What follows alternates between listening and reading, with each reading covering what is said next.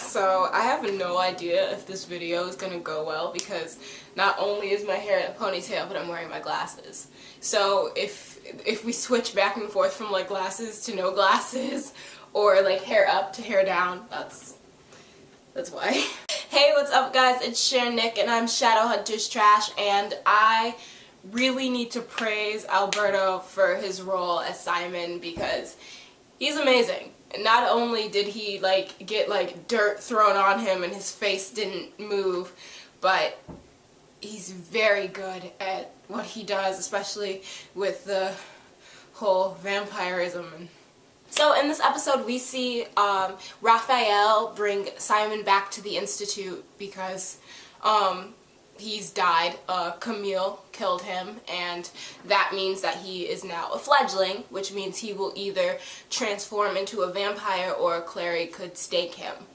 And then there's also another option where Clary can bury him, and if he like climbs his way out, he'll like live and he'll survive, or he could like either suffocate or starve to death. I think that's how it was going. I wasn't completely sure because I could not tell through my own tears.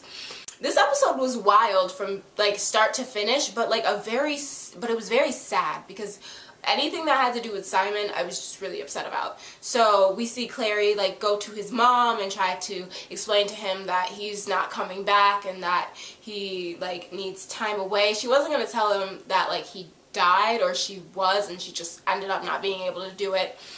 Okay, so let me tell y'all a story. There was once a girl who watched a boy talk about how his falcon died and how his daddy snapped the falcon's neck. And I felt incredibly uncomfortable. And I feel like that must have been like a part of the book or something because it was really random and it wasn't put together well, and I was really confused, and I was like, why the hell is this kid talking about a bird? Why does he look like this? Why is he so distraught? And I was just, I don't know, I was confused. I didn't like the scene. It just made me incredibly uncomfortable, and I was like, why is Jace making this about himself when Simon just died? And Clary is not only dealing with the fact that he could or could not become a vampire because she could stake him, and then his mom is going through stuff because she doesn't know where her son is, and Jace is talking about how his dad snapped the falcon's neck, and I just felt incredibly uncomfortable. And I feel like that just had to be a part of the book, but it wasn't executed well. Because like, I don't know what type of writer who wrote a TV show would talk about a falcon like that. Like, what does that have to do with anything? I don't understand. We got to see a lot more of Raphael, and I really like him. I like him a lot because he was very like sweet and understanding with Clary, because not only did he bring Simon back to her, but he took his time with her and he explained to her what was happening, what would happen to Simon, what could or could not happen, and all of her choices that she had to deal with this situation. He was very sweet to her, and I really appreciated that. I was like, wow, this guy's really nice. He's really amazing. You know, thank you for doing that for her and for me, because I was mourning. I was crying. Literally anytime Simon was on screen, I was a mess. I was like, my poor child. And I was literally the one person who was like, Simon needs to become a vampire, and he needs to become a vampire fast so that he can learn how to stick up for himself and be like a boss and understand like life better and be able to stick up for himself. But as it was happening, my heart started breaking more and more each episode, and I was like, oh my god, oh my god, oh my god, I regret this. And when he ended up coming up from the ground, obviously, and he believes that he's just a monster, that he is nothing special, and that he can never like be a part of Clary's life anymore. And Clary was trying to tell him, you're still my best friend, this doesn't change anything, but of course he feels like it does. So he ran off, and Raphael went out with him. They like did that super fast vampire run thing, and I was really intrigued by that. And it was funny because I was on Tumblr. Follow me on Tumblr at zamoney.tumblr.com. Everyone was like, they're boyfriends, and I'm like, it must be a book thing because I don't feel it, and I know that I'm pretty sure he's gonna get with Isabelle, so I was like, okay, but I'll keep an eye on y'all. I'm watching y'all. But I am just mourning for Simon. This poor kid. I really hope that within like the next few episodes he learns to love his new vampirism, if that is even possible. And it was really sad because like he tried to say oh my god and he like couldn't say God, and I was like, this is messed up. This is messed up. And I mourned him so much. Oh, and Raphael also overthrew Camille because Camille had been breaking the accords. And I thought that was really cool too. So good for Raphael. I think he's the vampire king now, so that's cool. We see Jace and Clary's relationship grow more. He's very intimate with her. He's always like touching her face or kissing her head or her hair, and being really close with her and being really genuine with her. And that's really cool or whatever, but I'm really mad at Jace, and I'll explain that a little bit later. We also get to see a new character called Lydia, who is now working for the Clave, and she is taking over the New York Institute, but it's only going to be like for a little bit of time.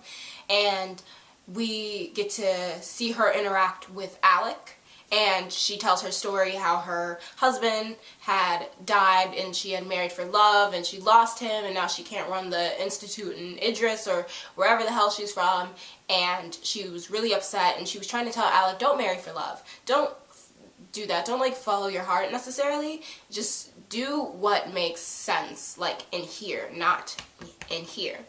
And I understood where she was coming from, which is why I also understand why he ended up proposing to her. Because she lost everything, and now his parents are losing everything because of what's happening, because of the circle, because of Valentine, and because of Jace, and because of Clary.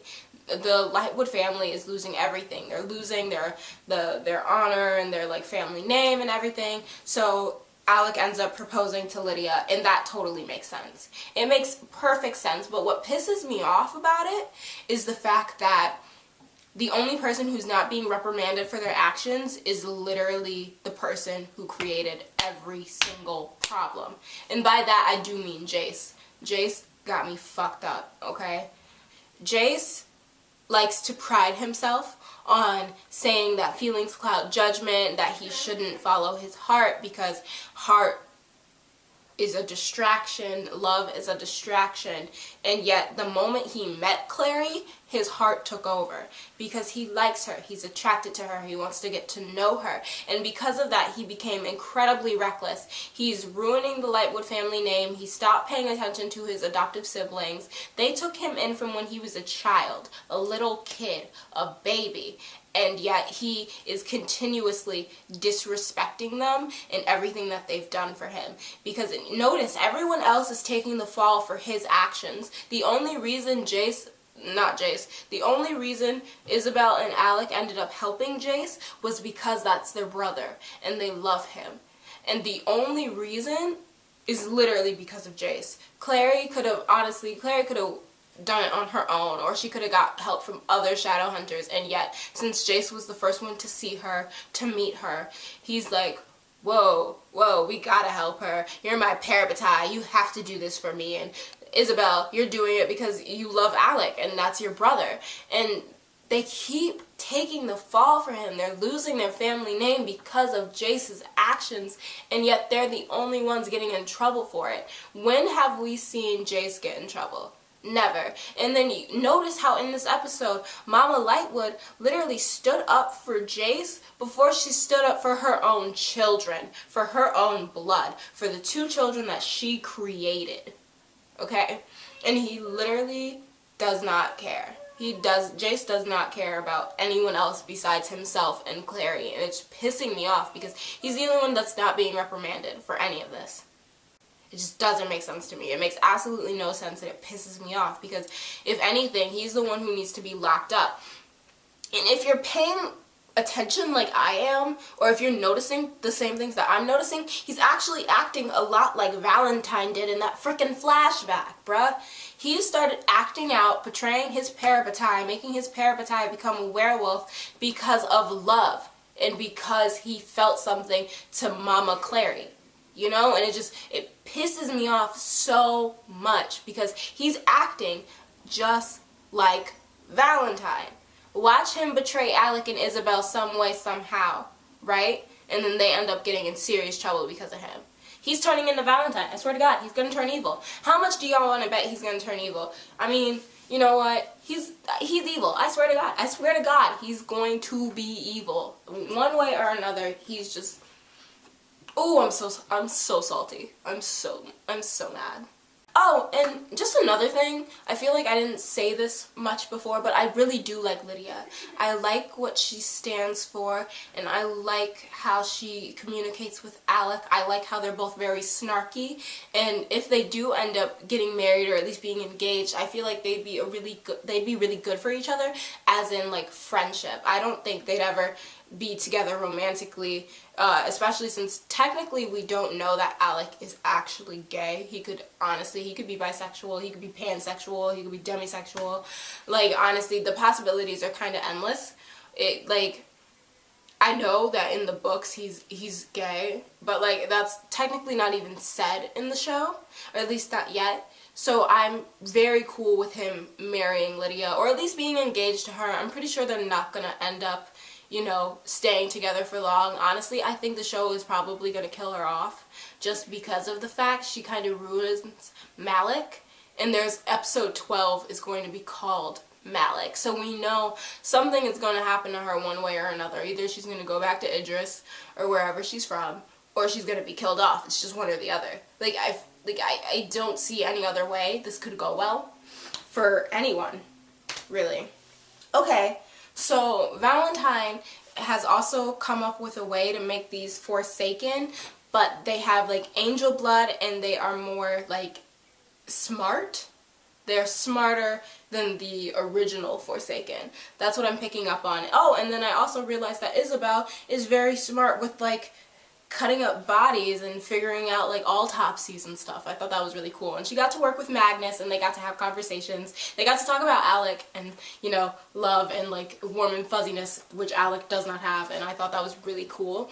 But then she also finds out that these Forsaken are kind of like these dark and evil creatures, obviously, but they're a lot smarter. And then she realizes that they're going to end up going after Hodge and their parents because their parents ended up being ex-circle members. Isabelle doesn't know that yet, but Alec does. But she realizes that it's probably going after Hodge, and so does Alec, because Hodge ends up fighting with one of the Forsaken. It's about to like hurt him and like kill him, I guess, and Alec comes out of nowhere and he shoots a bow. But what makes me mad about this situation with Alec is that it looks like to me that he only knows how to shoot bows, like the way they set it up, because he gets hit on the side and he like falls over and he's literally like about to get killed, and then Hodge saves him. And I'm like, I'm pretty sure Alec knows how to do more than like use his bow and arrow. Like, I'm pretty sure he knows how to use a glow-in-the-dark sword. I'm pretty sure he knows how to like dodge and stuff, but they made him seem so weak. Like, all he can do is like just shoot the bow and arrow, and then like he can't do anything else. And I was like, that's stupid. He's more than just his bow and arrow, I'm pretty sure.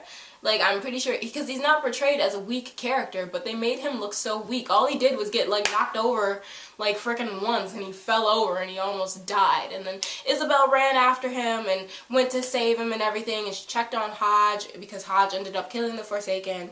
So that's happening, and that's a thing now. So we have to worry about these Forsaken trying to kill ex-circle members. And not only that, but we also get to see a lot of Isabelle's new style, and Emerald's booty was popping in that dress. I was like, yes, bitch, you better work. But then what I really don't understand is why she wore that really pretty white coat in the lab with the nasty Forsaken thing. I was like, girl, don't mess up your coat. That's too nice to be wearing in there. You need to be in some baggy shorts and a crop top. You don't need to ruin any of your good clothes. But that was just like the mom in me. I was like, girl, don't mess up your coat. What if you cut him open and goop like flies out? But it was really cool to see that she was like the forensic person, and they were like, we got the best in the business here, and it ended up being Isabelle and Magnus, and I was very like attracted to that. I was like, yeah, she's more than her clothing, and she's more than trying to say her family name. She's a boss ass bitch who knows how to do autopsies. Better work, bitch. Yes. Okay. Oh, I forgot to talk about something. They found the Mortal Cup, so that's amazing. Score 1 for them, but they have like no idea what to do with it. And Alec actually told them they should give it back to the Clave, and then Clary said, this is the only way I can find my mother. And then Jace was like, yeah, we should keep it. So they kept it, and I was like, no, y'all should listen to Alec and give it back. But you know how Jace is and how emotional and in love he is. His feelings are so clouded with, like, Clary and her love, and it's weird and uncomfortable, and I hate it. It's just, it's laughable to me because he's literally the one person who's like, I don't have to be run by my feelings. And I'm like, but you are run by your feelings since day one. Since day one, he has been so involved with Clary and her feelings and his own feelings that he is no longer the best Shadowhunter. And it's just, it's stupid. I think out of the squad, I honestly think Isabelle is the most level-headed one out of all of them. So, like, comment, subscribe if you want to. Do you guys think Jace is going to turn evil? Because I think he's going to turn evil. Like, I have not read the books. This is a completely unbiased review, so I honestly have no idea. But I'm pretty sure he's going to turn evil. Like, I expect nothing less. I love you guys. Bye!